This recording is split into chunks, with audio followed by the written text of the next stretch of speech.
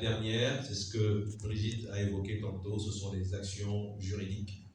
Alors, je n'ai pas cité le coup d'État militaire. Ce n'est pas une prérogative de la société civile. Et je pense que lorsqu'on élabore une stratégie pour faire face à une dictature, ce n'est pas un élément à prendre en compte. Bien sûr, ça peut intervenir.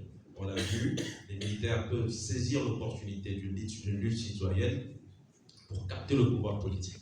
Et à partir de là, il faut peut-être pouvoir agir selon les contextes. Je n'en dis pas plus.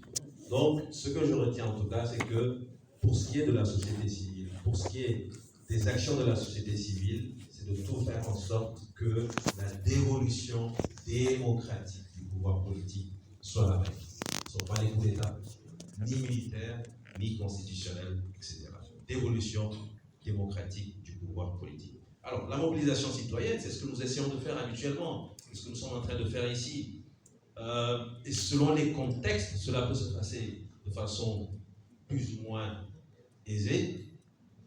Et je pense que vous connaissez suffisamment les difficultés qu'il peut y avoir à se déployer sur le terrain lorsque le pouvoir en place utilise la répression militaire, la répression par la justice pour empêcher justement la société civile d'arriver à mobiliser cette masse critique qui constitue pour nous la vraie force. Nous n'avons pas la force des armes, nous n'avons pas la force financière. Mais lorsque, à un moment donné, on arrive à mobiliser, nous sommes tous convaincus que c'est quelque chose qui dérange énormément le pouvoir. Deuxième point, le plaidoyer. Nous avons parlé des actions de plaidoyer à l'international, la CEDEAO, etc., etc.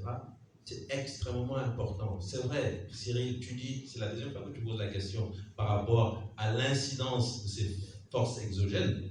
Il y a des forces exogènes qui sont totalement négatives et qui font semblant parfois d'être avec vous d'ailleurs. C'est une réalité. Mais en même temps, nous sommes obligés de composer avec des forces exogènes. Aujourd'hui, nous sommes ici grâce au NDI. Ce n'est pas l'argent du Front citoyen Togo Debout.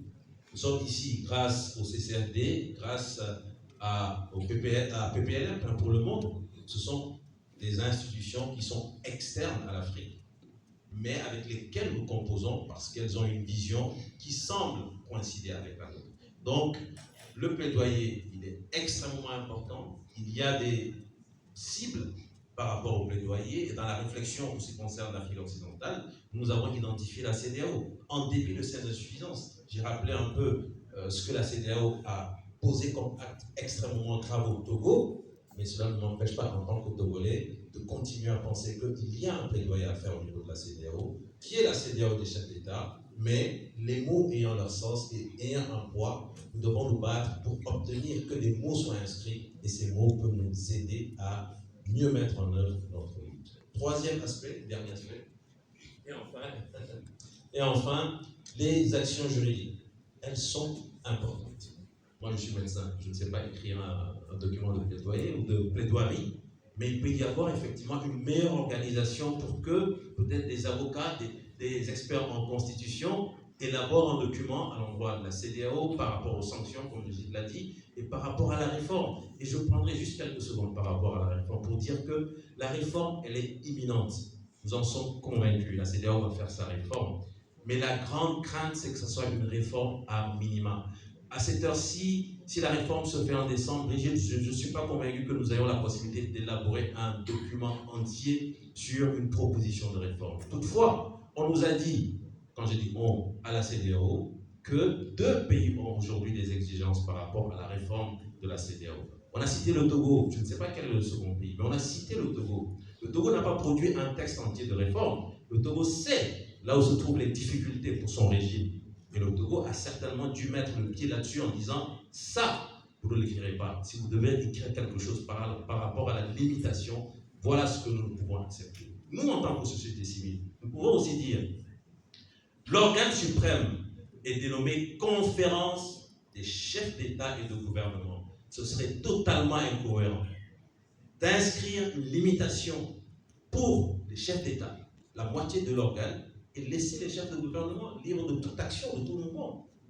Et donc, en tant que société civile, sans être peut-être amené à élaborer un document entier, portons ensemble un plaidoyer fort pour les semaines qui nous restent pour dire, lorsqu'on a un organe qui s'appelle conférence des chefs d'État et de gouvernement, si on décide de limiter le pouvoir de ces personnes qui détiennent le pouvoir exécutif, il faut limiter les pouvoirs du chef de l'État et du chef de gouvernement, en tout cas en tenant compte de celui qui détient le vrai pouvoir exécutif dans le pays. Merci beaucoup, monsieur le modérateur.